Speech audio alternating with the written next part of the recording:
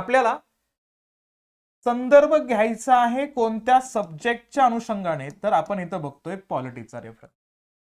मग या विषयाचा उल्लेख केला तर या पॉलिटीसाठी आपल्याला महत्वाचा मुद्दा म्हणजेच काय की मार्क्स किती आहेत प्रीला, मेन्सला, इव्हनली इंटरव्ह्यूला. या सगळ्या गोष्टींचा विचार केला तर याचं असणारं महत्व आपल्याला हायलाइट होतं. Okay, yes yes, good evening, yes, ठीक आहे. हा, स्टडी मटेरियल नवीन अवेलेबल होईल का, काय होईल, या सगळ्या गोष्टी आपण याच्यामध्ये डिस्कस करणार आहोत. बघा, उल्लेख म्हणजेच काय, जो हा जो सब्जेक्ट आहे का, हा सब्जेक्ट सगळ्यात महत्वाचा कशाला कनेक्ट होतो, तर तो कनेक्ट होतो करंट अफेअरला. मुद्दा समजून घ्या, याचं महत्व समजून घेतलं तर तुम्हाला जे क्वेश्चन्स किंवा जे मार्क्स दिले जातात आयोगाच्या माध्यमातून त्याचं वेटेज त्या ठिकाणी इव्हनली त्याचं महत्व कळेल आणि ते इंटरव्ह्यू पर्यंत हा विषय कसा महत्वाचा हे पण समजेल. पहा आता, हा जो करंट अफेअरचा उल्लेख केला तर दैनंदिन घडामोडीमध्ये सर्वाधिक जास्त असणाऱ्या ज्या घटना त्या कशाला कनेक्टेड असतात, तर ते राजकीय घडामोडीशी कनेक्टेड आपल्याला वारंवार दिसतात. इव्हन आता रिसेंटली तुम्ही पाहिलं असेल आपल्या भारतामध्ये जे काही झालेलं आहे, जे घडलेलं आहे, तो उल्लेख जर केला आपण शिवसेनेच्या बाबतीमध्ये असेल, त्या असणाऱ्या पक्षाचं चिन्ह असेल, इव्हनली पक्षाचं नाव असेल, या सगळ्या गोष्टींमध्ये ज्या पद्धतीने इलेक्शन कमिशनचा असणारा रिझल्ट आला, इलेक्शन कमिशन त्याच्यावरती जे वक्तव्य करतो त्याचवरती आता सुप्रीम कोर्टामध्ये चाललेले मुद्दे असतील, त्या सगळ्या असणाऱ्या गोष्टींमध्ये आपल्याला बरेचशा असणाऱ्या संदर्भांचा उल्लेख केला तर राज्यघटनेतल्या असणाऱ्या तरतुदींचा संदर्भ या ठिकाणी आपल्याला विचारात घेण्यात आला. वेगवेगळ्या डिबेटमध्ये वेगवेगळ्या असणाऱ्या लोकांकडनं इव्हनली सुप्रीम कोर्टाकडनं सुद्धा आपल्याला राज्यघटनेतील असणाऱ्या तरतुदी हायलाइट करताना दिसत आहेत. त्याच्यामध्ये संदर्भ आला कोणाचा, तर त्याच्यामध्येही संदर्भ परत एकदा आला, तो म्हणजे पॉलिटीचा. मग आपल्याला लक्षात काय घ्यायचंय की या असणाऱ्या पॉलिटीचा रेफरन्स दैनंदिन घडामोडीमध्ये, प्रशासनाच्या कामकाजामध्ये, शासनाच्या कामकाजामध्ये वारंवार येतो. त्यामुळं या विषयाला स्पर्धा परीक्षा करणाऱ्या आणि प्रशासकीय अधिकारी हो घातलेल्या प्रत्येक व्यक्तीला हा विषय माहिती असावा, तो समजून घेता आला पाहिजे.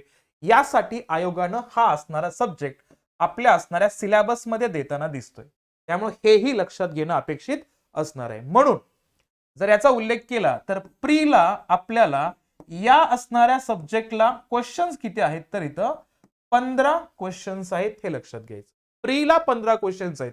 मग भले हा प्री कुठला असेल, हा प्री असेल युपीएससीचा किंवा हा प्री असेल एमपीएससीचा. एकदम बेसिक पासून समजून घ्यायचंय. हे जे सेशन्स किंवा ही मी सिरीज स्टार्ट करतोय ना, याच्यामध्ये प्रत्येक बाब तुम्हाला माहिती व्हावी त्या दृष्टिकोनातूनच ही सिरीज असेल. असं म्हणूया आपण की येणाऱ्या राज्यसेवेच्या एक्झाम असतील, युपीएससीच्या एक्झाम असतील, ते आपण परफेक्ट वेनं क्रॅक करण्याचा प्रयत्न करूया. त्याचा असणारा एक आपण बाळकडूच या असणाऱ्या माध्यमातून, या सिरीजच्या माध्यमातून तुमच्यापर्यंत आपण घेऊन येणार आहे. ठीक आहे. मग उल्लेख केला तर 15 क्वेश्चन्स प्रीला आहेत आणि करंट अफेअरचे असणारे 15 क्वेश्चन्स याच्यामध्ये प्रीला तिथं रिफ्लेक्ट होताना दिसतात. म्हणजे टोटल 100 प्रश्नांपैकी 30 प्रश्न जीएसच्या पेपरच्या अनुषंगाने पाहिलं तर आपल्याला या सब्जेक्टला कनेक्टेड दिसतात. म्हणून पास व्हायचं असेल तर आता थोडासा याच्यावरती बोलायचं झालं तर लक्षात घ्या, युपीएससीचं जर आता रिसेंटली जर मेरिट पाहिलं तर मागच्या वर्षीचं मेरिट होतं 87 मार्कांचं. किती पैकी? 200 पैकी मेरिट होतं 87 मार्काचं. आणि आता येणाऱ्या कालावधीमध्ये सुद्धा हे मेरिट जेमतेमच याच्या आसपासच दिसेल. असं म्हणूया आपण 90 to 95च्या असणाऱ्या दरम्यान आपल्याला याचं मेरिट दिसणार आहे. आता हा रेफरन्स घेतला तर या मेरिटच्या अंतर्गत आपल्याला पॉलिटी आणि करंट अफेअर या दोन सब्जेक्टच्या अनुषंगाने जर प्रयत्न करायचा असेल तर इथं 30 क्वेश्चन्स याचे आहेत. 30 क्वेश्चन्स म्हटल्यानंतर याचे मार्क झाले 60 मार्क. हे 60 मार्क आपल्याला आहेत आणि पास होण्यासाठी मार्क लागतात. ते म्हणजे किती आपल्याला, तर ते मार्क लागतात या ठिकाणी जो संदर्भ आता मांडण्यात आला होता त्याच्या अनुषंगाने विचार केला तर आपल्याला मार्क लागतात फक्त किती, तर 87चं असणार मेरिट असेल युपीएससीचं आत्ताचं, म्हणजे आपल्याला 90 मार्क लागतात. म्हणजे 60 मार्क तर आपण याच्यामध्ये ऑलरेडी कव्हर करणार आहोत. म्हणून या विषयाला तितकं महत्व द्यायचंय प्रिलियमच्या दृष्टिकोनातून. आणि महत्वाचा मुद्दा काय, सर्व प्रकारच्या असणाऱ्या एक्झाम एकाच असणाऱ्या पेपरमध्ये आलेल्या आहेत राज्यसेवेच्या. त्यामुळं प्रत्येक विद्यार्थ्याला याचा असणारा अभ्यास हा सिरियस नोटवरती करणं गरजेचं असणारच आहे. ओके, यालाच फक्त कनेक्ट करून लक्षात घ्यायचा, तो म्हणजेच मुद्दा कुठला, तर मेन्सचा.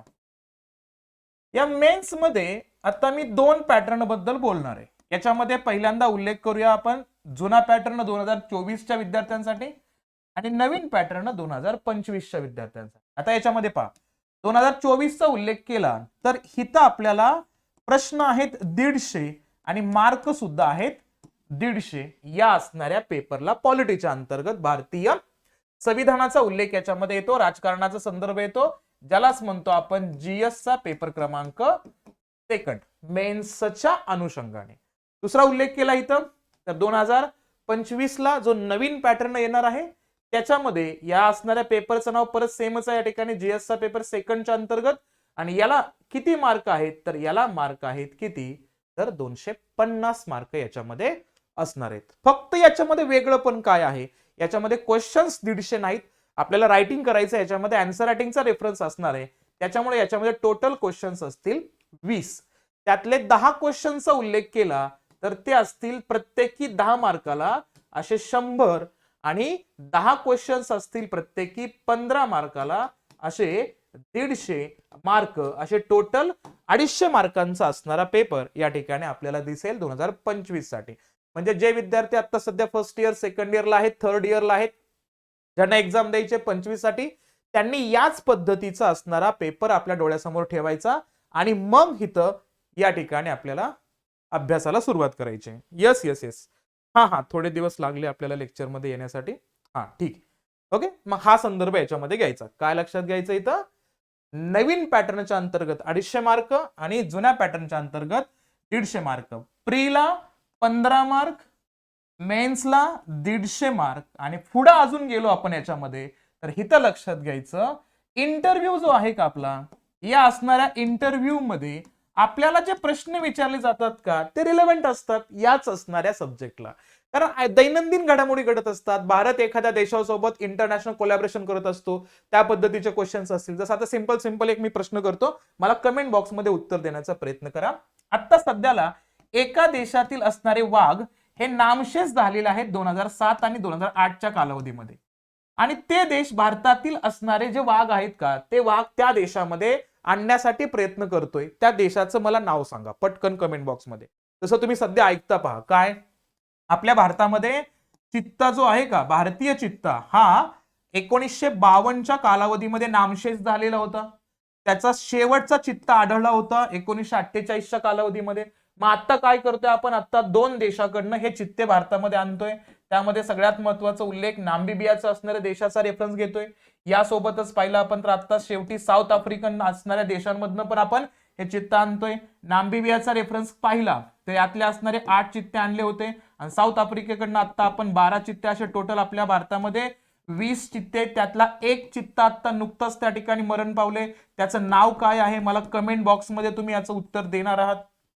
या घटना दैनंदिन घडत असतात ना, त्याच्यामुळे प्रश्न जे आहेत का ते भारताच्या कोलॅबोरेशनवरती. मग भारत त्या देशासोबत जे आंतरराष्ट्रीय संबंध ठेवतो, आंतरराष्ट्रीय संबंध म्हटलं की आला पॉलिटीचा रेफरन्स, परत जीएस पेपर 2चा रेफरन्स याच्यामध्ये आपल्याला दिसतोय. त्यामुळं लक्षात काय घ्यायचंय की या असणाऱ्या स्वरूपामध्ये आपल्याला प्रश्न विचारले जातील इंटरव्ह्यूला, ते सुद्धा कुठं ना कुठं याच सब्जेक्टला कनेक्ट करून इथं प्रश्न असणार आहे. त्यामुळे लक्षात काय घ्यायचं इथं, या असणाऱ्या सब्जेक्टला तितकंच महत्व देणं गरजेचं असणार आहे. हा मुद्दा इथं विसरायचा नाही आपल्याला. ठीक आहे, ओके. हे झालं या असणाऱ्या विषयाच्या महत्वाबद्दलचं असणारं बोलणं. ठीक आहे, प्री असेल, मेन्स असेल, वेटेज किती आहे, इंटरव्ह्यूला क्वेश्चन आपल्याला विचारले जातात. म्हणजे स्टार्टिंग टू एंड पर्यंत पाहिलं तर प्रत्येक ठिकाणी आपल्याला या विषयाशी संबंधित असणारे क्वेश्चन्स हे विचारले जाणारच आहेत. हा संदर्भ याच्यामध्ये असेल. मग आता मी पहिल्या स्टेजमध्ये 2024च्या विद्यार्थ्यांसाठी बोलतो, त्यांच्यासाठी स्ट्रॅटेजी सांगतो आणि स्टडी प्लॅन सांगतो. आणि सेकंड पार्टमध्ये आपण काय करूया, इव्हनली नेक्स्ट लेक्चरला याच्यामध्ये आपण नवीन सिलेबसच्या असणाऱ्या विद्यार्थ्यांसाठी 2025च्या तयारी करणाऱ्या विद्यार्थ्यांसाठी आपण हे मुद्दे बोलूया. ठीक आहे, मग आता संदर्भ कसा आहे तो नीट आहे का. सगळ्यात पहिल्यांदा उल्लेख करूया आपण या प्रिलियम मध्ये या असणाऱ्या सब्जेक्टला किती पद्धतीने वेटेज देण्याचा प्रयत्न होतोय, काय रेफरन्स आहे या असणाऱ्या प्रिलियम्स मध्ये, आणि त्याचा सब्जेक्टचा उल्लेख करत असताना कोणत्या नावाचा संदर्भ याच्यामध्ये येतोय ते आपण पाहूया. याच्यामध्ये पहा पेपर क्रमांक 1 आहे प्रिलियमला. आता हे मी पॅटर्न सांगत नाही, पॅटर्न माहिती आहे सर्वांना. पेपर 1 आणि पेपर 2 अशा पद्धतीचे पेपर आहेत जीएसचे. त्यातला पहिला पेपर आपण जनरल स्टडीजच्या नावाने ओळखतो, प्रिलियमला 100 प्रश्न 200 मार्क. आणि दुसरा उल्लेख केला आपण तर पेपर 2 चा रेफरन्स घेतो, सीसॅटच्या नावाने त्याला ओळखतो आपण. Yes yes, very good Savita, Amol, very good, छान. यस, चित्त्याचं निधन झालं त्याचा असणार उल्लेख जर बघितलं तर आपण शास्त्राचा उल्लेख करतो. गुड, ठीक आहे. आता नीट आहे का, यातलाच पेपर 1 जो आहे का त्याच्यामध्ये टोटल 7 सब्जेक्टचा उल्लेख आपण करतो. मग याच्यामध्ये चालू घडामोडी सारखा, इतिहासासारखा विषय आहे, भूगोलासारखा विषय, राज्यघटना, इकॉनॉमिक्स सारखा, पर्यावरण परिस्थितीचा उल्लेख आणि सामान्य विज्ञान याचा संदर्भ याच्यामध्ये येतो. आणि त्यातलाच असणारा आपला जो सब्जेक्ट आहे का तो येतो 4थ्या नंबरला. काय आहे? भारत आणि महाराष्ट्र, राज्यशास्त्र व प्रशासन, संविधान, राजकीय प्रणाली, पंचायती राज, नगर प्रशासन आणि सार्वजनिक धोरण, हक्क विषयक प्रश्न इत्यादी असा मायना या सब्जेक्टचा आहे प्रिलियमला. आता तुम्ही पेपर आत्ता द्या किंवा भविष्यात कधी द्या, प्रिलियमचा सिलेबस काय चेंज होणार नाही. तो ऑलरेडी अगोदरच आपण युपीएससीच्याच पॅटर्न नुसार आपल्या असणाऱ्या एमपीएससी मध्ये 2013लाच याचे असणारे निर्णय घेतले होते, त्यामुळे ते त्याच कंडिशन मध्ये आहेत, त्यामुळे वेगळं काही याच्यामध्ये नाही. म्हणून प्रिलियमचा अभ्यास करत असताना सर्वांसाठी कॉमन अभ्यास आहे आणि तो वेल प्लॅनिंग ना अभ्यास करणं गरजेचं आहे. पण वर्षाचं प्लॅनिंग करतोय तर तिथं प्री सेपरेट मेन सेपरेट असं काहीच असणार नाही. सगळ्यात पहिला उल्लेख आपल्या मेन्सच्याच अभ्यासाचा असेल, हे इथं लक्षात घ्यायचं आपल्याला. ठीक आहे, प्रिलियमच्या अनुषंगाने पाहिलं तर फक्त एवढाच उल्लेख आहे, भारत आणि महाराष्ट्र, राज्यशास्त्र व प्रशासन, संविधान, राजकीय प्रणाली, पंचायती राज, नगर प्रशासन, सार्वजनिक धोरण आणि हक्क विषयक प्रश्न इत्यादींचा संदर्भ याच्यामध्ये मांडला जाणार आहे. ठीक आहे, आणि थोडंसं जर आपण मेन्स कडे गेलो, आपण हा पेपर 2 चा सिलेबस याच्यामध्ये आहे, पण मेन्सच्या बाबतीमध्ये विचार केला, जुन्या सिलेबस बद्दल बोलतोय मी, या मेन्स मध्ये आपल्याला काय काय दिसतात तो संदर्भ याच्यामध्ये आणण्याचा प्रयत्न करूया. काय संदर्भ दिसतोय बघा इथं, थोडं लक्षात घ्या. याच्यामध्ये लेखी पेपरचा उल्लेख जर केला आपण तर संदर्भ येतो 800चा संदर्भ असेल इथं, 800 मार्कांचा, जो कुठला मेन्सच्या बाबतीमध्ये, पण आपल्याला तो एमसीक्यू टाइप मध्ये असणार आहे, हे लक्षात घ्यायचं आहे. याच्यामध्ये 4 ऑप्शन 1 बरोबर द्यायचंय आणि इंटरव्ह्यूला 100 मार्क आहेत जुन्या असणाऱ्या पॅटर्नच्या अंतर्गत. याच्यामध्ये पेपर फर्स्ट जर बघितला मराठी आणि पेपर सेकंड इंग्रजीचा रेफरन्स याच्यामध्ये येतोच तिथं. आणि ह्याचं लक्षात घ्यायचं, पेपर 1 हा एमसीक्यू ऑब्जेक्टिव्ह टाइप मध्ये असणारा मराठी असेल आणि पेपर 2 जो आहे का तो वर्णनात्मक स्वरूपामध्ये असेल. याच्यामध्ये तुम्हाला लिहायचं आहे, हा संदर्भ याच्यामध्ये येईल. एकामध्ये वर्णनात्मक पारंपरिक आणि एकामध्ये बहुपर्यायी पेपर असेल. असे 2 पेपर मराठी आणि इंग्रजीचे 100 मार्काचे असणारे पेपर असतील. याच्यामध्ये हे 200 मार्क असतील. आणि राहिलेले जे 4 पेपर आहेत का, या पेपरचा उल्लेख केला तर जीएसचा पेपर 1, 2, 3, 4 असा उल्लेख आहे. प्रत्येक पेपर हा 150 मार्काचा आहे. आपल्याला याच्यामध्ये माध्यम जे आहे का पेपरचं ते मराठी आणि इंग्रजीच्या स्वरूपामध्ये असणार आहे. आणि सगळे असणारे पेपर हे आपल्याला वस्तुनिष्ठ बहुपर्यायी असणार आहेत, एमसीक्यू लेवलला असणार आहे. आणि प्रत्येक पेपरचा असणारा कालावधी हा 2 तासाचा असणार आहे. म्हणजे आपल्याला 120 मिनिटांमध्ये इथं 150 क्वेश्चन सॉल्व्ह करायचे आहेत, हे इथं लक्षात घ्यायचे. मेन्सला थोडासा टेम्परामेंट आपल्याला जास्त दाखवावा लागणार आहे, हा संदर्भ याच्यामध्ये असेल. त्यातला फक्त पेपर 2 आपण याच्यामध्ये डिस्कस करूया. मी त्यातले फक्त हायलाइटेड असणारे पॉइंट सांगतो तुम्हाला, मेन्सला काय दिलेले आहेत तो संदर्भ याच्यामध्ये घेऊया. बघा, मेन्सचा उल्लेख केला पेपर 2 चा, तर याच्यामधला पहिला टॉपिक दिला, नाव काय पेपरचं, भारतीय संविधान व भारतीय राजकारण असा उल्लेख येतोय. एकूण 150 प्रश्न, 150 गुण, 2 तासांचा वेळ असेल. पेपरचं स्वरूप असेल वस्तुनिष्ठ. यातला पहिला टॉपिक आहे भारताचं संविधान. भारताच्या राज्यघटनेअंतर्गत असणारे सगळे मुद्दे याच्यामध्ये डिस्कस होणार आहेत. मग मार्गदर्शक तत्वे, हक्क असतील, सोबतच घटनादुरुस्त्या असतील, वेगवेगळे असणारे आयोग असतील, मंडळ असतील, या सगळ्यांचा उल्लेख टॉपिक नंबर 1 मध्ये केला जाणार आहे. टॉपिक नंबर 2 चा उल्लेख केला तर याच्यामध्ये येतो या ठिकाणी भारतीय संघ राज्य आणि व्यवस्था, म्हणजे भारताचं केंद्र शासन कसं आहे, त्यांचा असणारा प्रशासनाचा दृष्टिकोन कसा चालतो, त्याच्यामध्ये अधिकार पद कशा पद्धतीनं दिली जातात, ह्या सगळ्यांचा उल्लेख असेल. त्याच्याच अंतर्गत भारतीय राजकीय व्यवस्था कशी आहे, आपलं असणारं राज्य विधिमंडळ किंवा त्या केंद्राचं असणारं विधिमंडळ कसं चालतं, प्रत्यक्षात तिथली असणारी पद कशा पद्धतीची आहेत, राष्ट्रपतींचं पद कसं आहे, पंतप्रधान मंत्रिमंडळाचं पद कसं काम करतं, या सगळ्यांचा आढावा याच्यामध्ये असणार आहे. या असणाऱ्या टॉपिक नंबर 2 चा उल्लेख केला. टॉपिक नंबर 3 चा उल्लेख केला तर भारतीय प्रशासनाचा उगम, प्रशासन एक्झॅक्टली स्टार्ट कसं झालं, ब्रिटिशांच्या कालावधीमध्ये प्रशासन कसं होतं, आता ते प्रशासन कशा पद्धतीने आलेलं आहे, या सगळ्यांचा संदर्भ याच्यामध्ये आणला जातो, तो एक मुद्दा असेल. आणि दुसरा मुद्दा जर पाहिला या ठिकाणी तर टॉपिक 4 सांगतो, राज्य शासन व प्रशासन महाराष्ट्राच्या विशेष संदर्भासह. मग याच्यामध्ये आपल्याला काय करायचं या ठिकाणी, हा एनपीएससीचा ओल्ड सिलेबस आहे, त्यातला पेपर सेकंड डिस्कस करतोय आम्ही. याच्यामध्ये जर बघितलं आपल्याला काय करायचंय, आपल्या राज्यामध्ये कशा पद्धतीने शासन व्यवस्था चालते, प्रशासन कशा पद्धतीने चालतं, राज्यातल्या राज्यपालांची भूमिका काय, कशा पद्धतीने मुख्यमंत्री व मंत्रिमंडळाचं कामकाज चालतं, या सगळ्यांचा असणारा आढावा आपल्याला याच्यामध्ये असणार आहे टॉपिक नंबर 4च्या अंतर्गत. टॉपिक नंबर 5 पाहिलं तर हे आहे पंचायत राजशी संबंधित. याच्यामध्ये नागरी स्वराज्य संस्था आणि सोबतच उल्लेख केला तर स्थानिक स्वराज्य संस्था, या दोघांचाही उल्लेख त्याच्यामध्ये असतो, तो संदर्भ याच्यामध्ये घ्यायचा. नंतर आहे जिल्हा प्रशासन. जिल्हा प्रशासनाचा रेफरन्स घेतला तर जिल्ह्याचं असणारं कामकाज कसं चालतं, त्या जिल्ह्याच्या उगमापासून आतापर्यंत भारतातले जिल्हे कशा पद्धतीने रन होतात, या सगळ्या गोष्टी याच्यामध्ये असतील. त्यानंतर पक्ष आणि हितसंबंधी गट, याच्यामध्ये राजकीय पक्ष, प्रादेशिक पक्ष, दबाव गट, या सगळ्यांचा असणारा संदर्भ या ठिकाणी येतो. टॉपिक नंबर 7च्या अंतर्गत हा संदर्भ आहे. नंतर टॉपिक नंबर 8 पाहिलं तर निवडणूक प्रक्रिया आता सध्या खूप महत्वपूर्ण आणि मजेशीर चालू आहे ना आपल्या भारतामध्ये. आणि रिसेंटली तुम्ही ऐकलं सुद्धा असेल, मला पटकन उत्तर देण्याचा प्रयत्न करा.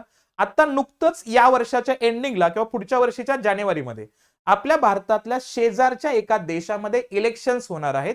मी आकडा पण सांगतो, टोटल त्या देशातल्या इलेक्शनच्या एकूण जागा आहेत 350, त्यातल्या 300 जागांच्या इलेक्शन्स होणार आहेत. मात्र त्या देशानं कालच डिक्लेअर केलं की आम्ही आमच्या देशाच्या इलेक्शन्स या बॅलेट बॉक्सच्या माध्यमातून घेणार आहोत, आम्ही इलेक्ट्रॉनिक वोटिंग मशीनला बॅन करतोय. तर तुम्हाला कमेंट बॉक्समध्ये उत्तर द्यायचे तो देश कोणता आहे. ओके, महत्वाचा संदर्भ याच्यामध्ये असेल. मग या निवडणूक प्रक्रियेचा संदर्भ, निवडणूक आयोगाचं काम काय आहे, तो कशा पद्धतीनं काम करतो, भारतातली व्यवस्था कशी आहे, या सगळ्यांचा आढावा याच्यामध्ये असेल. नंतर संदर्भ येतो त्या ठिकाणी टॉपिक नंबर 9 प्रसार माध्यमे. म्हणतो ना आपण लोकशाहीचा असणारा 4th पिलर, या असणाऱ्या मीडियाच्या अनुषंगाने वारंवार उद्देशित करत असतो, त्याचा घोषणा करत असतो. काय आहे संदर्भ नेमका, प्रशासन चालतं कसं, सोबतच सगळ्यात महत्वाचा मुद्दा येलो जर्नलिझम काय असतो, हा असणारा संदर्भ खूप गाजतो. ते काय नेमकं, प्रत्यक्षात जर्नलिझमच्या अंतर्गत कंट्रोल ठेवणारं जे मंडळ आहे का, त्याच्यामध्ये भारत आणि भारताचा असणारा जो प्रशासकीय विभाग आहे त्याचे कामकाज कसं चालतात, या सगळ्यांमध्ये प्रकाशनाचा दृष्टिकोन कसा असला पाहिजे, या सगळ्यांचा आढावा आपण याच्यामध्ये घेत असतो. सोबतच पाहिलं तर भारतातल्या शिक्षण पद्धतीबद्दल आपल्याला बोलायचंय. मग त्याच्यामध्ये उल्लेख केला तर न्यू एज्युकेशन पॉलिसीचा रेफरन्स त्याच्यामध्ये येतो, याचाही मुद्दा इथं घेतो. यामध्ये प्रत्यक्षात 3 स्तरीय असणारी भाषेचे त्रिसूत्री यंत्रणा कशा पद्धतीने भारतामध्ये लागू होते, स्थानिक पातळीवर कशा पद्धतीने आहे, इंटरनॅशनल लँग्वेजचा रेफरन्स आपण त्याच्यामध्ये आणतोय का, या सगळ्यांचा आढावा आपण याच्यामध्ये घेणार आहोत शिक्षण व्यवस्थेमध्ये. टॉपिक नंबर 11चा उल्लेख केला तर प्रशासनिक कायदे आहेत, सगळे कायदे त्या ठिकाणी. मग सत्ता विभाजनाचा कायदा आहे, सोबत पाहिलं लोकायुक्त, लोकपाल, वेगवेगळे असणारे संविधानिक आयोग असतील, त्यांचा संदर्भ याच्यामध्ये येतो. टॉपिक 12 पाहिलं तर महाराष्ट्र जमीन महसूल संहिता 1966, हा सुरुवातीच्या सिलेबस मध्ये नव्हता, तो नंतर ऍड करण्यात आलेला आहे, हेही लक्षात घ्यायचं 2022च्या कालावधीमध्ये. त्यामुळे तो एक्स्ट्रा पार्ट तर आहेच त्याच्यामध्ये. आणि हा महाराष्ट्र जमीन महसूल कायदा आपल्या राज्यघटनेतील परिशिष्ट 9 मध्ये ऑलरेडी आपण अभ्यास करतो, त्याला फक्त एक्स्ट्रा अभ्यासायचंय. नंतर वेगवेगळे कायदे आहेत, जसं पर्यावरण संरक्षण अधिनियम कायदा 86चा, बालकांचा मोफत व सक्तीच्या शिक्षणाच्या अधिकाराचा कायदा, माहितीचा अधिकार अधिनियम 2005, माहिती तंत्रज्ञान अधिनियम 2000चा, ज्याला सायबर विषयक कायदा म्हणूया, भ्रष्टाचार प्रतिबंधक अधिनियम 1988, सोबतच अनुसूचित जाती, अनुसूचित जमाती अत्याचार प्रतिबंधक अधिनियम 1989, पालक आणि ज्येष्ठ नागरिकांचं देखभाल व कल्याण अधिनियम 2007, नागरी हक्क संरक्षण अधिनियम 1955, असे व्हरायटीज अनुषंगाने असणारे कायदे याच्यामध्ये आपल्याला अभ्यासायचे आहेत सेपरेट स्वरूपामध्ये. याच्यावरती जवळपास प्रत्येक वर्षी 20 ते 22 सेपरेट क्वेश्चन्स असतात, त्यामुळे ह्याचा असणारा अभ्यास आपल्याला डेप्थ मध्ये करायचा आहे. नंतर 14वा टॉपिक पाहिला तर समाज कल्याण व सामाजिक विधिविधान, प्रत्यक्षात कशा पद्धतीनं आपण सोशल इमोशन्सला टार्गेट करतोय आणि समाजामध्ये स्थिरता आणण्यासाठी, लॉ अँड ऑर्डर मेंटेन ठेवण्यासाठी भारत सरकार कोणत्या पद्धतीची कामं करतो, या सगळ्यांचा आढावा याच्यामध्ये घेणार आहोत. सोबत येतो वित्तीय प्रशासन, म्हणजे अर्थसंकल्पाची प्रक्रिया कशी आहे, कोण कशा पद्धतीनं रक्कम मंजूर केला जातो, कशा पद्धतीनं रकमेचा विनियोग केला जातो, हाही संदर्भ याच्यामध्ये मांडला जातो टॉपिक नंबर 15च्या अनुषंगाने. नंतर टॉपिक नंबर 16 पाहिलं, कृषी प्रशासन आणि ग्रामीण अर्थव्यवस्था याचा उल्लेख याच्यामध्ये करतो. मग ऍग्रिकल्चरच्या अनुषंगाने कशा पद्धतीनं भारत काम करतोय, जर सिंपल एक उल्लेख जर करायचा झाला तर आपल्या सगळ्यांना माहिती आहे की आपल्या भारतामध्ये 1984 पर्यंत कृषी मंत्रालय आणि वन मंत्रालय हे दोन्ही एकत्रच होते. 1984 ला आपण हे दोन्ही मंत्रालय आपण हे सेपरेट केलेलं आहे. हे सेपरेट करण्यापाठीमागचा उद्देश काय, भारताचा असणारा जो काही आपला हरित क्रांतीचा संदर्भ होता तो सक्सेस झाला होता का, भारत अन्नधान्याच्या बाबतीमध्ये स्वयंपूर्ण होता का, या सगळ्या गोष्टींचा विचार करूनच नेमकं कृषीमध्ये भारत कसा विचार करतो. आता रिसेंटली एक रिपोर्ट आला आणि त्या रिपोर्टच्या अंतर्गत असं म्हटलं जातं, भारतातील महिलांच्या रोजगारांचा संदर्भ घेतला, सर्वाधिक जास्त टक्केवारी महिलांच्या रोजगारांची कृषी क्षेत्रातच आहे. मग याच्या अनुषंगाने भारतात काय करतात, जसं आपण भारताच्या बाबतीमध्ये केंद्राचा उल्लेख केला तर 6,000 रुपये शेतकऱ्यांना मानधन दिलं जातं, तसंच आता आपल्या राज्यामध्ये 12,000 रुपयाचा असणारा मानधनाचा टप्पा आणला जातो. या सगळ्या गोष्टी काय त्याचा अभ्यास करायचा. नंतर उल्लेख केला टॉपिक नंबर 17 सार्वजनिक सेवा, म्हणजे all India services, Akhil Bharatiya सेवा कशा पद्धतीने वर्क होतात. जसं आता सगळ्यांनी ऐकलं सुद्धा असेल, आपल्या भारतामध्ये आता चालू आहे इंडियन ज्युडिशियल सर्व्हिस ऍड करायचं, कारण ऑलरेडी आपल्या भारतामध्ये ऑल इंडिया सर्व्हिसेसचे असणारे 3 सर्व्हिसेस आहेतच, IAS, IPS, IFOS याचा रेफरन्स आहे. जे सध्या ऑनलाईन लाईव्ह आहेत का त्या साहेब लोक मला पटकन सांगण्याचा प्रयत्न करा. आपल्या भारतामध्ये ऑल इंडिया सर्व्हिसेस स्थापन करण्याचा अधिकार कोणाला आहे? मी ऑप्शन देतो 2च, लोकसभेला का राज्यसभेला. काय म्हणतोय, अखिल भारतीय सेवा स्थापन करण्याचा अधिकार कोणाला आहे, राज्यसभेला की लोकसभेला आहे, हे सांगायचं आहे तुम्हाला.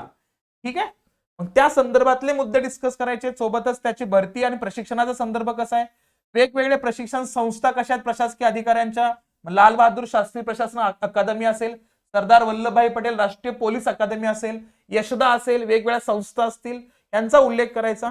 टॉपिक नंबर 18 पाहिलं, घटनात्मक आणि वैधानिक संस्थाचा रेफरन्स याच्यामध्ये येतो, म्हणजे घटनेमध्ये ज्या संस्थांचा उल्लेख आहे त्यांचा असणार अभ्यास त्याच्यामध्ये करायचा आहे. सोबतच ज्या संस्था जे आयोग कायदा तयार करून स्थापन केलेला आहे त्याचाही अभ्यास आपल्याला याच्यामध्ये करायचा आहे, हेही लक्षात घेणं अपेक्षित असणार आहे. त्यानंतर टॉपिक 19 पाहिला तर लोक प्रशासनातील संकल्पना, दृष्टिकोन आणि सिद्धांतांचा अभ्यास करायचा आहे. आणि टॉपिक नंबर 20 पाहिला तर सार्वजनिक धोरण याच्यामध्ये असणार आहे. म्हणजे काय डेंजर आहे बघा, एकूण 150 मार्कांचा उल्लेख केला मेन्स मध्ये, तर या 150 मार्कांसाठी टोटल टॉपिकची संख्या पाहिली तर टॉपिक किती येतो, टॉपिकची संख्या आहे 20. आणि सगळ्यात महत्वाचा मुद्दा, प्रिलियमचा विचार केला तर प्रिलियमला 15 क्वेश्चन्स आहेत आणि 15 क्वेश्चनचा विचार करत असताना याच्यामध्ये फक्त 3च शब्द दिलेत सिलेबसचा उल्लेख करत असताना. त्यामध्ये थोडासा मुद्दा अजून डेप्थ मध्ये आणण्याचा प्रयत्न केला, मात्र सार तर 3 शब्दाचा आहे. कुठला, राज्य घटना निर्मिती, केंद्र शासन, राज्य शासन आणि स्थानिक शासन, एवढेच मुद्दे दिसतात. म्हणजे सिंपल लक्षात घ्यायचं, जो विद्यार्थी मेन्सचं प्रिपरेशन एकदम परफेक्ट वे न करतो त्या असणाऱ्या साहेब लोकांना इथं प्रिलियम साठी वेगळं वाचायची गरज लागणार नाही. म्हणून लक्षात घ्यायचं आपल्याला इथं या सगळ्यांचा विचार करून आपलं प्रिपरेशन एक परफेक्ट वे न व्हावं त्याचाच असणारा दृष्टिकोन इथं आपण समोर आणूया. ही थोडीशी ओळख केली आपण, या सब्जेक्टची प्री मध्ये काय सांगितलं जातंय, काय विचारले जात आहेत, कोणत्या टॉपिकचा रेफरन्स आहे, मेन्स मध्ये कोणत्या टॉपिकचा रेफरन्स आहे, ह्या गोष्टी आपण आता बोललो. आता प्रॉपर या ठिकाणी स्ट्रॅटेजी लक्षात घ्या. आता मी तुम्हाला इयरचा, वर्षभराचा असणारा प्लॅन याच्यामध्ये देतो 2024 साठी. आता तुम्ही म्हणाल मास्तर एका सब्जेक्टला वर्ष लागेल का आम्हाला, तर असं नाही, वर्षभर अभ्यास करायचा लक्षात घ्यायचं.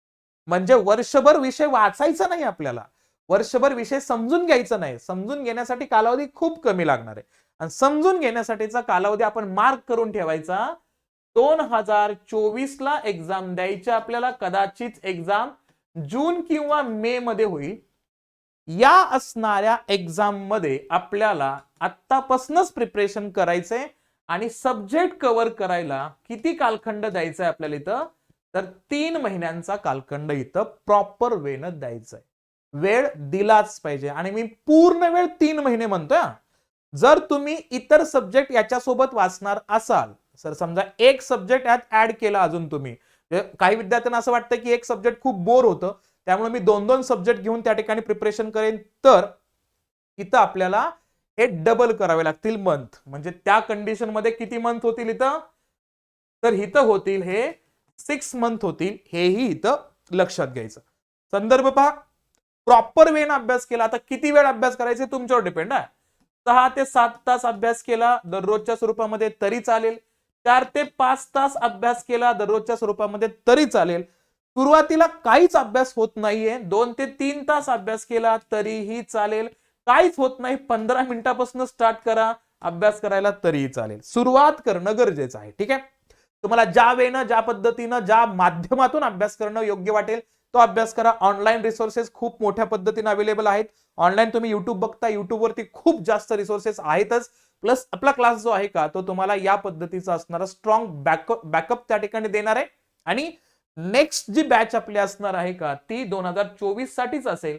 आपली ही प्रिलियमची असणारी, प्रिलियम कंप्लीट झालं ना 4 जूनचा, त्यानंतर लगेच आपली बॅच अनुषंगाने असेल 24 साठी. पण त्याच्या अगोदर तुमचं प्रिपरेशन काहीतरी असणं गरजेचं आहे ना, म्हणून पूर्ण वेळ सांगतोय मी किती, 3 महिन्यांचा वेळ याच्यामध्ये द्यायचा आहे. आणि हे 3 महिने आत्तापासून सुरू करायचे आपल्याला. मग या असणाऱ्या 3 महिन्यांचा संदर्भ बघितला तर काय अभ्यास करावा लागेल, कोणत्या वेळानं, तो पॅटर्न कोणत्या अभ्यासाचा, ती स्ट्रॅटेजी लक्षात घेऊया आपण. याचा रेफरन्स बघितला तर सगळ्यात महत्वाचा मुद्दा विचारात घ्यायचा तो म्हणजे प्रिव्हियस इयर क्वेश्चन पेपर. वारंवार सगळे मास्टर लोक हेच सांगतात तुम्हाला, बाबा पीवायक्यू बघ, पीवायक्यू बघ. काय असतं पीवायक्यू, का पीवायक्यू चा रेफरन्स महत्वाचा, पण हे जुन्या पॅटर्न मध्ये.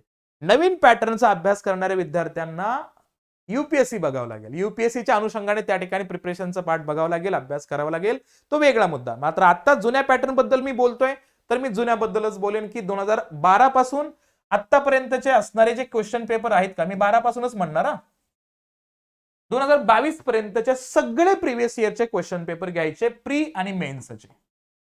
प्री प्लस मेन्सचे सगळे पेपर या ठिकाणी आणणं. डाउनलोड करा स्वतःहून. पुस्तक मार्केटमधनं घेण्याच्या प्रयत्नात राहू नका.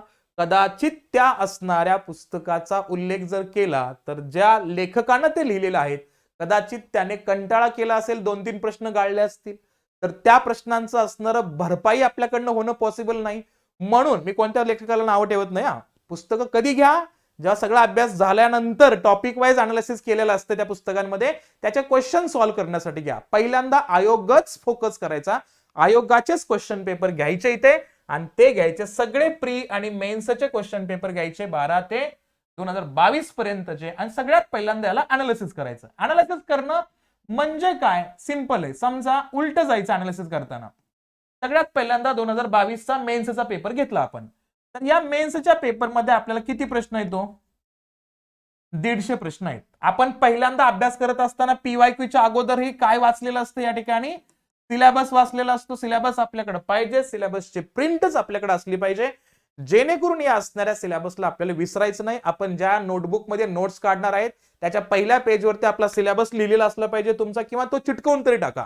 हा रेफरन्स याच्यामध्ये असणं गरजेचं असणार आहे, हे इथं लक्षात घ्यायचं. ठीक आहे, आता नीट आहे का, या असणाऱ्या क्वेश्चनला पाहिलं तुम्ही तर क्वेश्चन वाचून उत्तर सोडवायचे आहेत का, नाही. अरे आत्ता तर सुरुवात करतोय, क्वेश्चन पेपर पाहतोय, तर उत्तर जमतील का. आणि सगळ्यात महत्वाचा मुद्दा, उत्तर आली नाहीत आणि त्यामध्ये कन्फ्युजन तयार होत असेल तर डोक्यामध्ये अजून जास्त भ्रमनिरास होतो की कशा पद्धतीने मी अभ्यास करू, मला काहीच येत नाही. त्यामुळे त्या निगेटिव्ह असणाऱ्या वातावरणात जाण्याऐवजी आपल्याला फक्त काय करायचंय, समजा मी आणि यासाठी खूप धाडसाचं वाक्य आहे, यासाठी सेपरेट नोटबुक तयार करायचे आपल्याला. ओके, सेपरेट नोटबुकच्याच अनुषंगाने आपलं प्रिपरेशन इथं असलं पाहिजे.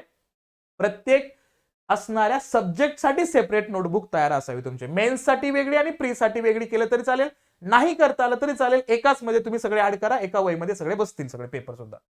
मग क्वेश्चन नंबर 1 वाचला तुम्ही, वाचल्यानंतर थोडंसं समजतं त्यातल्या एखाद्या वाक्यावरनं किंवा तरतुदीवरनं की हे त्या 20 टॉपिक जे आता मी सांगितले का मेन्सचे, त्या 20 टॉपिक पैकी कोणत्या टॉपिक वरती तो क्वेश्चन आहे का, त्या टॉपिकचं नाव लिहायचं फक्त बस. ओके, त्या टॉपिकचं नाव लिहायचं आणि याच्या पुढे जाऊन अजून काय करायचं, त्याच्यामध्ये 2 बायफर्गेशन करायचे. कसे? समजा तो क्वेश्चन कुठेतरी तुम्हाला सिलेबसच्या अंतर्गत किंवा पुस्तकाचं वाटतच नाही, असं वाटतं कधी कधी आपल्याला, मग तो म्हणायचं की तो कसा आहे, तो करंट अफेअरला जोडून आहे, मग कंसात फक्त करंट अफेअर लिहायचं. आणि किंवा जर तो डायरेक्टली पुस्तकाशी संदर्भात असेल, एखाद्या पदाची माहिती विचारली असेल, तर तो काय असेल या ठिकाणी, तर तो ट्रॅडिशनल पेपर असेल, तो ट्रॅडिशनल पेपरचं नाव त्याच्यामध्ये लिहून काढायचं. सिंपल एवढंच. यालाच म्हणायचं अनालिसिस. असे 150 प्रश्न काढायचे आपल्याला प्रत्येक मेन्सच्या पेपर मधले.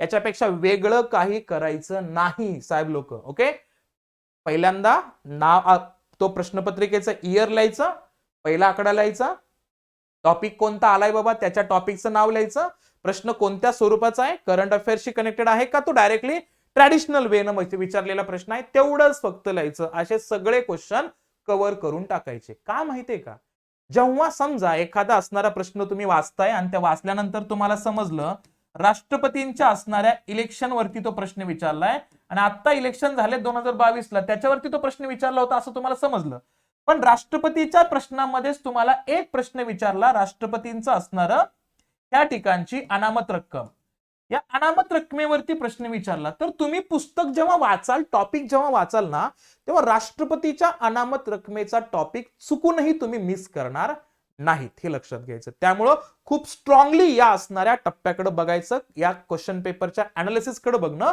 गरजेचं असेल. मग पहिल्यांदा मेन्सचं अनालिसिस करा आणि त्यानंतर प्रीचं अनालिसिस करायचं. पण हे अनालिसिस कंप्लीट करायचंय आपल्याला, समजतंय? कंप्लीट करत असताना बऱ्याच वेळा बोर होतं, तर ते करत असताना याच्या सोबतच काय करायचं आपल्याला, तर स्टेट बुकचे असणारे पुस्तक रेफरन्स करायचे. ही असेल आपली पेपरच्या बाबतीमधला असणारा उल्लेख. काय संदर्भात घेतोय बघा, नीट ऐका आणि समजून घेण्याचा प्रयत्न करा. काय सांगितलं मी, पहिली स्टेज आपल्याला क्वेश्चन पेपरचा असणारा संदर्भ याच्यामध्ये बघायचंय आणि हे बघत असताना आपल्याला PYQचं अनालिसिस करायचे. दुसरी स्टेज आपल्याला काय करायचं, इथं दुसऱ्या स्टेजचा रेफरन्स बघत असताना बघा, या दुसऱ्या स्टेज मध्ये आपल्याला काय करायचंय, तर स्टेट बुक वाचायचे आहेत. ओके, स्टेज वाईज स्टेज जायचं आपल्याला. स्टेट बुकचे असणारे संदर्भ वाचायचे. कोणते स्टेट बुक वाचायचं आपल्याला, 5वी ते 10वीचा आपल्याला संदर्भ आहे का पॉलिटीमध्ये, गरज नाही जास्त वाचायचं, डायरेक्टली 11वी आणि 12वीचं पुस्तक वाचायचं. ठीक आहे, आता याच्यामध्ये पण महत्वाचं आहे, 11वीचं न्यू पॅटर्नचं सिलेबसचं असणार किंवा न्यू असणारा बुक घेतलं तरी चालेल. 12वीचं मात्र जुनं एडिशन घ्यायचं 2013चं, 12वीचं जुनं पुस्तक घ्यायचं त्या ठिकाणी वाचायला. त्यामुळं हा एक पॅटर्न असेल, हा एक फिक्स टप्पा असेल, हे इथं लक्षात घ्यायचं. म्हणजे आपण काय काय करतोय सुरुवातीला, तर मेन मुद्दा नीट आहे का. सगळ्यात पहिल्यांदा काय बघतोय मी या ठिकाणी, तर सगळ्यात पहिल्यांदा बघतोय मी सिलेबस. हा झाला पहिला मुद्दा. याच्यामध्ये काय करतोय मी या ठिकाणी, PYQचा असणारा रेफरन्स त्या ठिकाणी बघतोय आणि PYQचा असणारा अनालिसिस त्या ठिकाणी आणण्याचा प्रयत्न करतोय. दुसरी स्टेज. तिसरी स्टेज म्हणजे काय, याच्यामध्ये मी काय करतो, तर याच्यामध्ये आपण बेसिक बुक्स वाचण्याचा प्रयत्न करतो. कोणते सांगितले बेसिक बुक्स वाचण्याचं या ठिकाणी, पहिल्यांदा 11वी आणि 12वीचं बघायचं. 11वीचं कोणतं, 11वीचं न्यू एडिशन घेतलं तरी चालेल, ओल्ड असलं तरी चालेल. 12वीचं घ्यायचंय त्या ठिकाणी ओल्ड एडिशन 2013चे आहे. खूप छान पुस्तक आहे, ते घेतलं तरी बेस्ट आहे. नवीन आलं ते घेतलं तर चालेल, पण त्याचा जास्त फायदा होणार नाही, हे लक्षात घ्यायचं. ही सेकंड स्टेज. थर्ड स्टेज जर बघितलं तर आपल्याला याच बेसिक साठी वाचायचं आहे YCM ची असणारी पुस्तक. यालाच म्हणायचं यशवंतराव चव्हाण महाराष्ट्र मुक्त विद्यापीठाचं असणारं पुस्तक. याच्यामध्ये आपल्याला आणायचे ते म्हणजे बॅचलर ऑफ आर्ट्स BA चे असणारे सेकंड इयर आणि थर्ड इयरची असणारी पुस्तकं. आणि बेस्ट पार्ट काय माहितीये का, ही पुस्तकं मी आपल्या टेलिग्राम चॅनलवरती ऍड केलेलं आहे, तिथून तुम्ही डाउनलोड करू शकता. BA ची पुस्तकं सर्च करायची आवश्यकता नाही कोणती वाचावं, कारण त्यात खूप पुस्तकं आहेत. त्या असणाऱ्या विचारात न जाता डायरेक्टली तुम्ही ते डाउनलोड करून घ्या, तुम्हाला हे मिळून जातील. सेकंड इयर आणि थर्ड इयरची पुस्तकं वाचायची आपल्याला, म्हणजेच कुठलं, मुक्त विद्यापीठाची असणारी पुस्तकं YCM. इतरांना जर इतर विद्यापीठाची पुस्तके मिळाली तुम्हाला, समजा एक्झाम्पल दाखल जर तुम्ही बघितलं तर डायरेक्टली इग्नूची पुस्तक वाचलं तरी चालेल, किंवा पुणे विद्यापीठाच्या आसपास असतील किंवा इतर विद्यापीठ असतील त्यातली पुस्तक वाचलं तरी चालतील, पण सिलेबस मधले टॉपिक बघूनच ते वाचण्याचा प्रयत्न करायचा आहे. हे बेसिक मुद्दा असेल कोणत्याही असणाऱ्या एक्झामला टार्गेट करत असताना, त्यामुळे याला मिस करायचं नाही. ही असेल पहिली स्टेज. यानंतरचा महत्वाचा मुद्दा पाहिला तर आपल्याला काय करायचंय, तर आपल्याला रेफरन्सेस वाचायचे आहेत. आणि रेफरन्सेस वाचत असताना काय करायचंय, कोणते रेफरन्सेस बघणं खूप जास्त गरजेचं आहे, तर काही ऑथेंटिकेट बुक्स आहेत ते तुमच्याकडे असलेच पाहिजेत. मी त्यांची नावं याच्यामध्ये सांगतो. सगळ्यात पहिलं नाव आहे या ठिकाणी सुभाष कश्यप सरांचं. हे सगळी पुस्तक मी मराठी रेफरन्स मध्ये पण आहेत, हिंदीमध्ये पण आहेत आणि इंग्लिश मध्ये पण आहेत. सुभाष कश्यप सरांचं असणारं पुस्तक आहे, त्याचं नाव आहे आपली संसद. या पुस्तकाला या ठिकाणी वाचायचे सगळ्यात पहिली स्टेज. दुसरी स्टेज जर आपण या ठिकाणी बघितलं तर इथं वाचायचं या ठिकाणी आपल्याला एम लक्ष्मीकांत सरांचं पुस्तक. ओके, पॉलिटिक्सचं बायबल आहे बरं का हे. बायबल म्हणा, गीता म्हणा, कुराण म्हणा, जे म्हणायचं ते म्हणा, पण हे खूप महत्वाचं पुस्तक आहे. हे आपल्याला वाचावं लागेल. आणि सगळ्यात महत्वाचा संदर्भ पाहिला तर या पुस्तकाचा असणार आता सध्याला मॅग्रो हिल पब्लिकेशनचं पण पुस्तक अवेलेबल आहे. आणि आता के सागर पुस्तक आय थिंक ते अवेलेबल आहे का नाही ते चेक करा, पण हे तुम्हाला पुस्तकं या पब्लिकेशनच्या माध्यमातून मिळू शकतात, हे लक्षात घेऊया. ठीक आहे. सोबतच महत्वाचा मुद्दा, माझे नोट्स तुम्हाला याच्यामध्ये ऍड करायचे आहेत, वाचायचे आहेत. सगळ्या पुस्तकांचं कंपायलेशन करून आणि करंटचा डाटा त्याच्यामध्ये ऍड करून ह्या नोट्स तयार केलेल्या आहेत. त्याचा बेनिफिट तुम्हाला खूप बेस्ट राहील, ते तुम्ही वाचू शकता. हा संदर्भ पहिल्यांदा सुभाष कश्यप, नंतर एम लक्ष्मीकांत सरांचं पुस्तक. यानंतर सगळ्यात महत्वाचं पुस्तक आहे ते म्हणजे भास्कर भोळे सरांचं पुस्तक. भारतीय संविधान व भारतातील असणारं राजकारण या असणाऱ्या टायटलच्या अनुषंगाने असणारं पुस्तक. कोणाचं? भास्कर भोळे सरांचं पुस्तक आपल्याला घ्यायचं. आता हे सगळे रेफरन्सेस मी का देतोय माहितीये का? हा सांगतो. युपीएससीचा मुद्दा मी ऍड करून ह्याच्यातच सांगतो. ठीक आहे, ओके, नीट ऐका. हे का महत्वाचं आहे माहितीये का? कारण मी तुम्हाला फक्त एकाच रेफरन्सच्या अनुषंगाने काहीतरी ऍव्हरेज मार्क मिळावे या तयारीसाठी तुमची असणारी तयारी करून घेत नाही. मला आपला विद्यार्थी हा 150 प्रश्नांमध्ये त्यानं इझिली 100 प्रश्न कव्हर केले पाहिजेत. इझिली म्हणतोय. आणि मेहनत करून त्यानं किती क्रॉस केलं पाहिजे? 110 मार्क क्रॉस केले पाहिजेत. येणाऱ्या आता नवीन येणाऱ्या असणाऱ्या नवीन येणारा असणार जो सिलेबस आहे का, किंवा नवीन येणारे असणार जे पेपर आहे का 2024 चा, त्यामध्ये आपल्याला 110 प्लस मार्क घेणं अपेक्षित असणार आहे. हा संदर्भ असेल 24 साठी. 25 साठी मी वेगळी स्ट्रॅटेजी सांगेल. 25 ला ही स्ट्रॅटेजी उपयोगात येत नाही. नवीन सिलेबस मध्ये याचा काहीच संबंध नाही बरं का, हे लक्षात घ्या आवर्जून.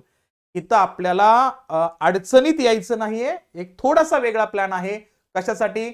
2025 साठी. मी ते वेगळ्या सेशन मध्ये कव्हर करेन, पण इथं आपल्याला लक्षात घ्यायचं हा संदर्भ खूप महत्वाचा आहे, तो याच्यामध्ये ऍड केला पाहिजे. Subhash Kashyap sir, M Laxmikanth sir, नोट्सचा रेफरन्स घेऊ शकता. आणि भास्कर भोळे सरांचं पुस्तक. आणि याच्यामध्ये जमलंच तर एक पुस्तक अजून ऍड करायचं, ते अतिशय महत्वाचं पुस्तक आहे त्या ठिकाणी डॉक्टर दुर्गादास बसू सरांचं. आणि हे पुस्तक वाचायचे आपल्याला कशासाठी? हे पुस्तक वाचायचे रिव्हिजनसाठी. हे पुस्तक सुरुवातीला वाचू नका. हे पुस्तक लिहित असताना वकील आणि जजेसचा रेफरन्स याच्यामध्ये आलाय. पुस्तक वाचताना भीती वाटेल, थंडी वाचेल आणि सोडून द्याल एमपीएससी. त्यामुळं पुस्तक कधी वाचायचं? रिव्हिजनसाठी वाचा. रिव्हिजनचा रेफरन्स बघितला तर त्या अनुषंगाने वेगळे मुद्दे याच्यामध्ये आणले जातील, हे लक्षात घेऊया. ठीक आहे. यस 2025 चा असणारा सिलेबस मिळेल तुम्हाला. आयोगाच्या वेबसाईटवरती सिलेबस दिलाय आयोगानं, तुम्ही जाऊ शकता, तिथं डाउनलोड करू शकता. ठीक आहे. किंवा आपल्या टेलिग्रामवरती जावा, तुम्हाला तिथं प्रत्येक प्रकारचा असणारा सिलेबस अवेलेबल करून दिलेला आहे, तुम्ही ते डाउनलोड सुद्धा करू शकता. ठीक आहे. हा मेन रेफरन्सेस असेल, मेन मुद्दे असतील. पॅटर्न स्ट्रॅटेजीचा रेफरन्स समजून घ्यायचा आहे. पीवायक्यू, बेसिक बुक्स, वायसीएम चे बुक्स, मग रेफरन्स पुस्तकं. आणि याच्या पुढे जाऊन आपल्याला काय करायचंय?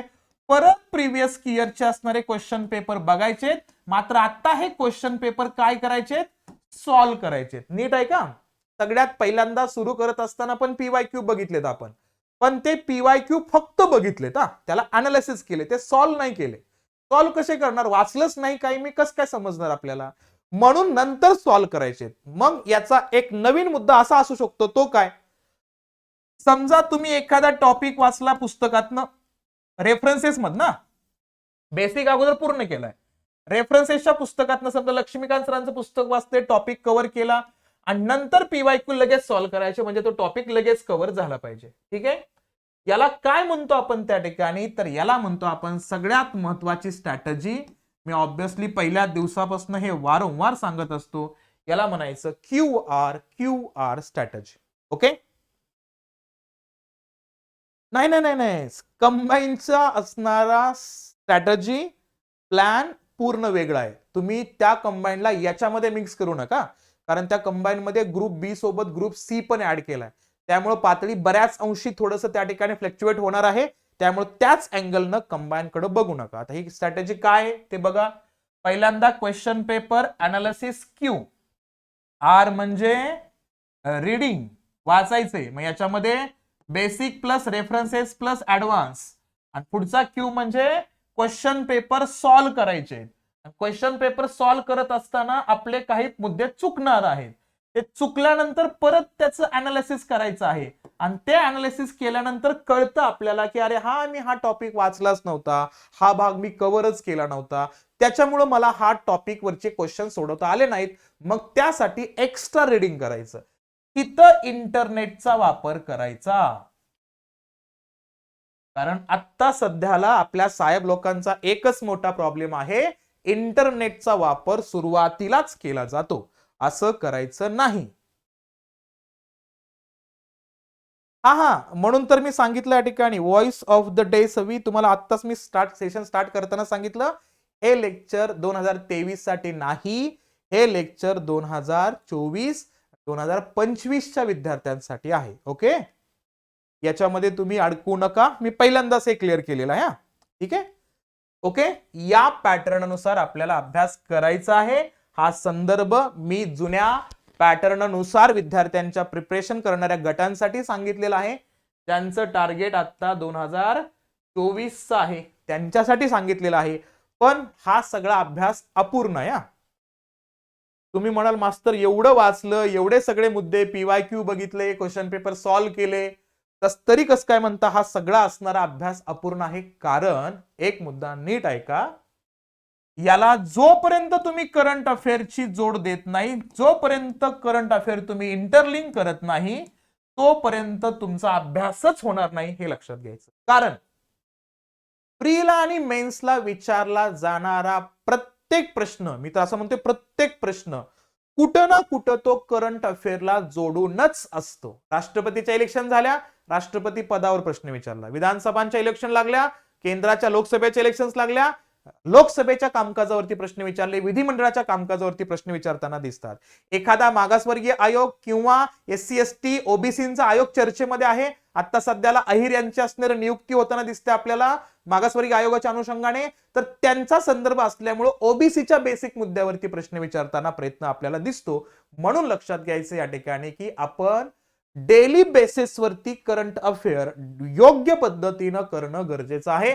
ऑब्विसली या आपल्या चॅनलवरती तुम्हाला डेली बेसिसवरती असणारे करंट अफेअर मिळतायत, ते बघण्याचा प्रयत्न करा आवर्जून. या सगळ्या गोष्टींचा असणारा संदर्भ एकत्र आणायचा, इयरबुकचा अनालिसिस करायचा आहे, या सगळ्या गोष्टी वाचायच्या, मगच तुमचा अभ्यास परफेक्ट होणार आहे. म्हणून मी म्हटलं 1 इयर स्ट्रॅटेजी का म्हणायचं याला, कारण वर्षभर तुम्हाला करंट अफेअरचा अभ्यास करणं आवश्यक असणारच आहे, याला एक्सक्यूज करून चालणार नाही. ठीक आहे, यस, चालेल. आय होप तुम्हाला जे 2024 ची प्रिपरेशन करतायत त्या विद्यार्थ्यांसाठी ही स्ट्रॅटेजी समजली असेल. उद्या मी सेकंड सेशन घेईन याचं, आणि याच्यामध्ये मी जे 2025च्या नवीन पॅटर्न साठी जे अभ्यास करण्याचे इच्छुक आहेत का, त्या सगळ्यांसाठी स्ट्रॅटेजी, स्टडी प्लॅन डिस्कस करणार आपण. ठीक आहे, चालेल.